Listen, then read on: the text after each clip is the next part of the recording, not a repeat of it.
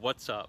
It's Brian from GaniFit, and today what I wanted to share with you were 5 ways you can start your journey today and 5 tips I have for you for starting your journey. So what really got me to think of this is I've made blogs in the past and videos in the past about this. I've also just been doing this over like the last 5 years. It's been like a transformational journey for me. And if you've been following along, you know that over like the last 5 years or so, I have lost 25 pounds of fat.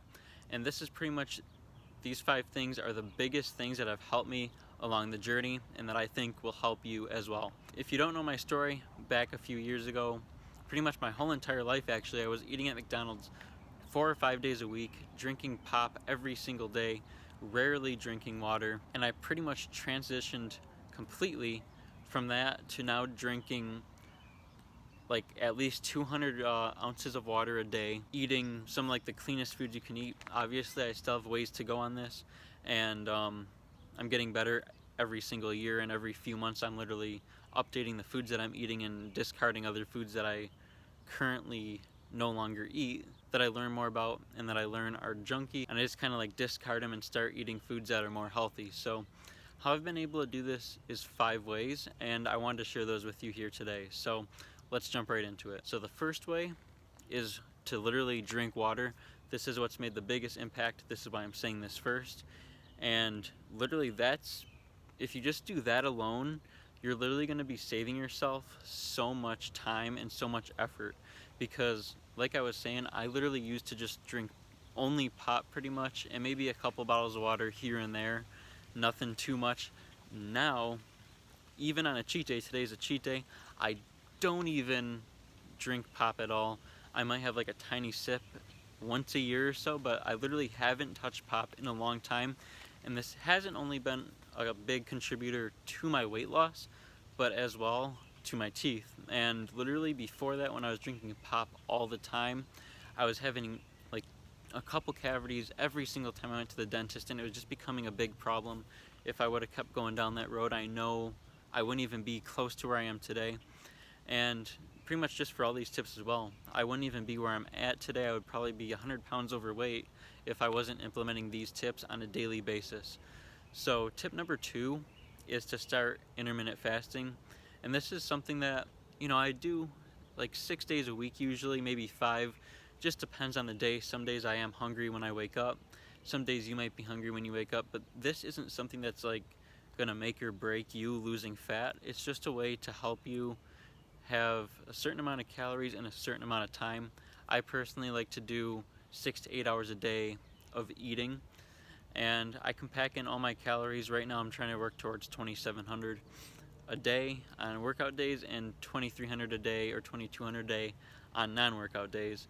So I can fit in all my calories in that block of time, and it's pretty easy to do. But I know if I was eating all day, it would be easy to eat little snacks here and there. Even if they're healthy foods, I'd still be overeating, and it just wouldn't really help me in that weight loss process, and it probably won't help you as well. So if you are trying to start, intermittent fasting is a great way for you to kind of use this as a tool, not something that's like a make or break. Like I said, just use it as a tool in your arsenal for dropping fat. And the third thing I wanted to share with you was walking 3 days a week for 30 minutes each day.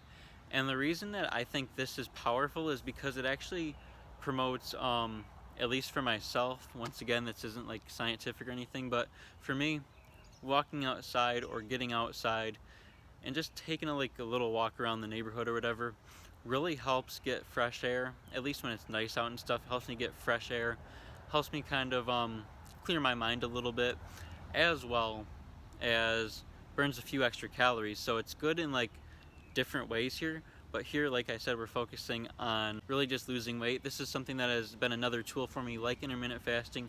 Obviously just walking for 30 minutes a day 3 days a week isn't going to make you drop a ton of fat. I know there's a lot of people that try to say that kind of stuff, but really just think of it as a way to burn a few extra calories and to implement a healthy habit into your life, because that's pretty much what all these are, is implementing habits into your life. Obviously some of them do help more than others to drop fat, but this one is more of just another tool in your arsenal for you to use.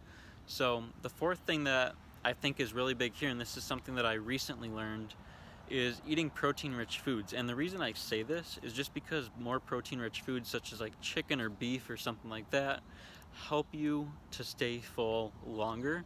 And these are foods that are pretty much going to be like, you could literally fill up a whole plate with like tuna or a chicken breast and have a whole plate of chicken breast and have it be less than 1,000 calories. So something that's really like, it fills you up, low in calories, and it's high in protein. So if you're trying to build muscle as well, it's good for that as well. But this is more of something that is actually like a staple thing to be eating more protein.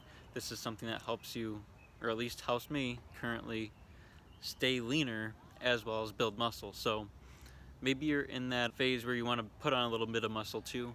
This is something that'll really help you there to put on muscle while also losing a little bit of fat if you want to do that, or maintaining muscle. So let's jump into point number 5. So point number 5 is to take cheat days.